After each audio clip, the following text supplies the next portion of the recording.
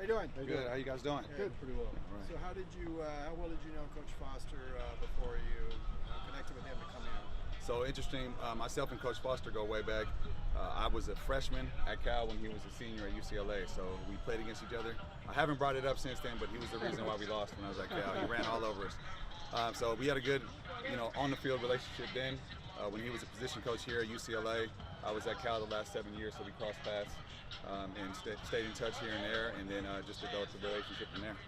What's it been like, just all the new assistants coming together, and with Tino and this whole offense? Part of the reason I came down here to UCLA was because of the staff and the assistants and the culture.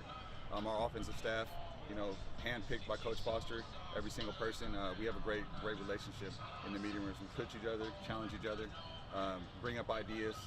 Coach Tino's running the show, and he's open-minded and knows what he wants to run, but then he's open. He'll ask Coach Jerry, who has experience here at UCLA, Coach AJ with experience with the running backs, being at Oregon State and Kansas, and then Coach Quan, coming in and from Arkansas State, coaching O-line there.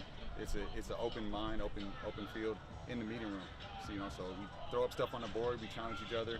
We really put our minds together and figure out what works best for our offense and what works best for our team and the culture, and putting guys in the right spot. That's what our goal is. So we push guys. It's only practice 5 today, but it seems like a lot more based on the time that the guys put in and what they're doing every single day. So we challenge them a lot. We challenge ourselves first as a staff, and we have that relationship where we can build and we can trust each other on being honest and being upfront and forward about where we need to get better and how we need to improve as a staff first, and that bleeds onto the players. How did you match up, you think, philosophically, when it comes to offense, when you were going to come here and plug in to the offensive staff with Tino? I thought I matched up perfectly with what Coach Tino did. The benefit for myself, I've had 5 different coordinators in the past, worked with 6 or 7 total in the last 13 years. So I've had experience with spread, air raid, offense, pro style, had a lot of background with that. And I'm just getting to my own where I'm ready to kind of do my own thing, and it just happened to be in line with what Coach Tino's doing. What would you call this? Explosive, get the Not ball like in the spread, air. or what would you call it? Multiple, we'll spread it out. Sure. Confusing for the defense is what I'll call it.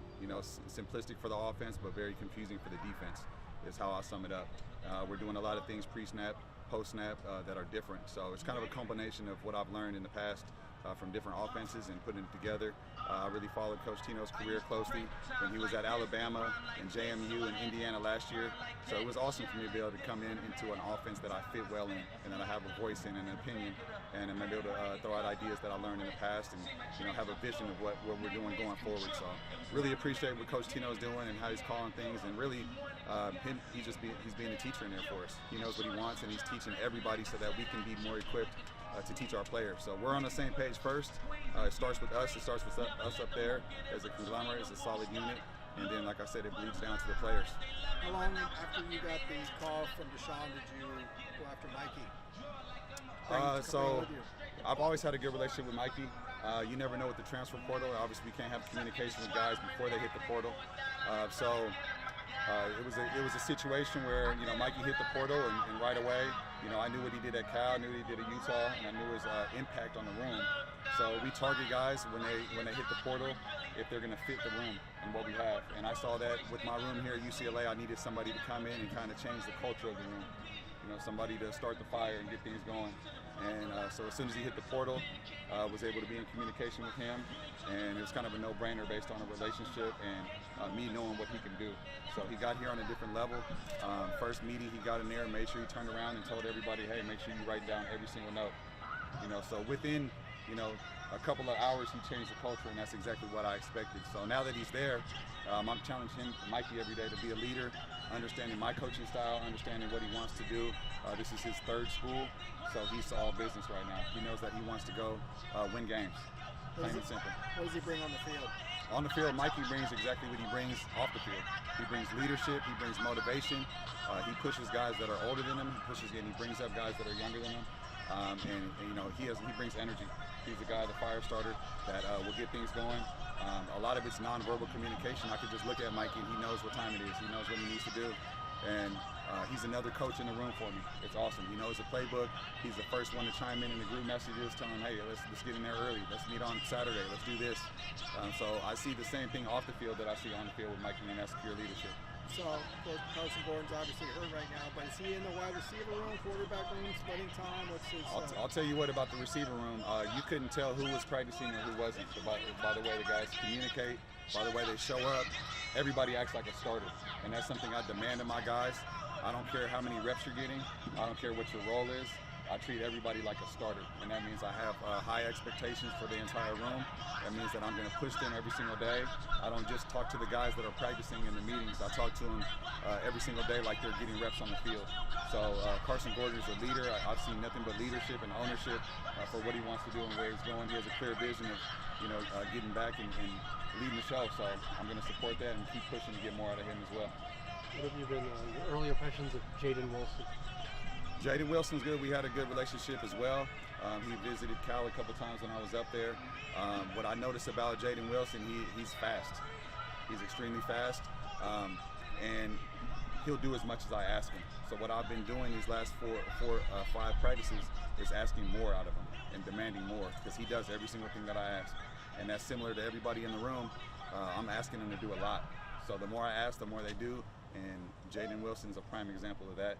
He has great energy. I want guys to play like they are, be energetic and be, loose out there, but turn it up when it's time to turn it up. And being 5 practices in, turning it up more often than not. So Jaden Wilson's a guy that has shown that he can be consistent. He's shown that he can be the fastest guy on the field. He's shown that he can make contested catches. Now I'm pressing him to be consistent and do that every single day. So he has a high expectation of myself, and I know that he has an even higher expectation for himself. Speaking of fast Jadens, it looks like Jaden Marshall is out here as a receiver. Absolutely. He was a quarterback, now he's transitioning back to receiver. What have you seen from him? Jaden Marshall's a pure athlete, and we utilize that, especially in this offense. I recruited Jaden Marshall out of Stockton, out of St. Mary's High School as a receiver. So I've always known what he can do. I know he came here originally as a receiver. He's been getting a lot of reps at DB, which is great. And the one thing about Jaden Marshall, he's extremely smart. He knows what he's doing. So for us to be able to steal some reps on offense, has been good for not only himself to develop, what he can do and develop his resume, but also improve our offense. So he showed that he can, retain a lot of information. He showed that he can be competitive on both sides of the ball. He brings a different aspect to our room as well. So we're utilizing his speed. We're utilizing his ability to run routes, and we're putting him in the right position as well to learn and help progress his offense. You've got quite a few titles, one of them being recruiting coordinator. How does that work with the rest of the recruiting staff? And I guess what are your specific duties in that role?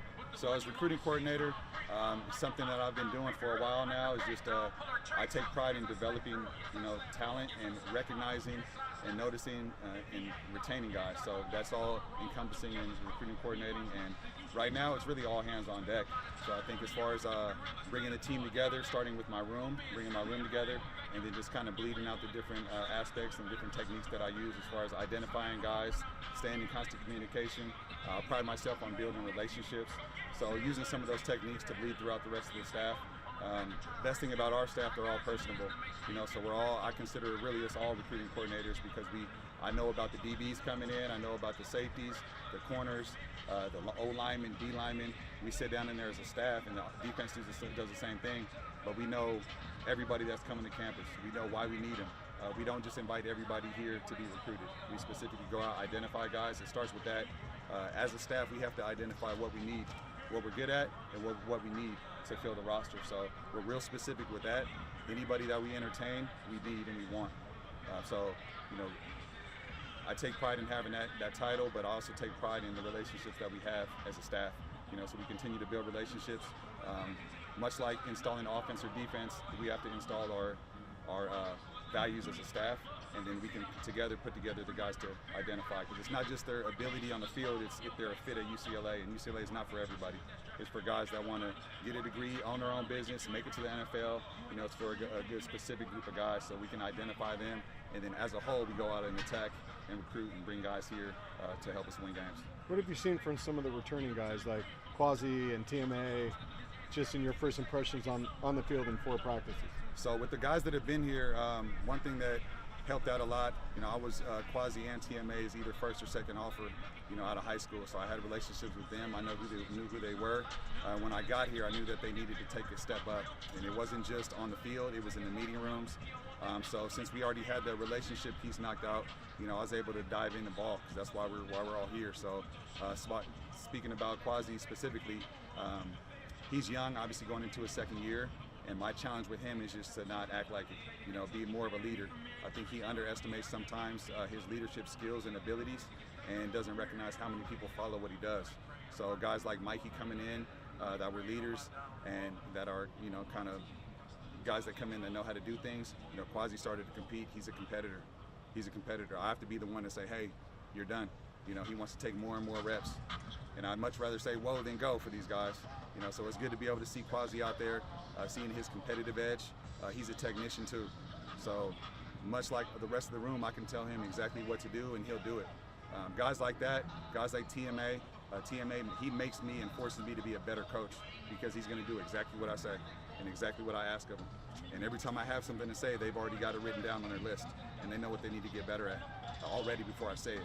So when you have guys that are self-motivated and internally motivated, it makes my job easier and I can demand more out of them and expect higher things out of them. Awesome. Thank Good day. you. Thanks, man. Really All appreciate good? it. All right, thank you guys. Thanks. Go Bruins.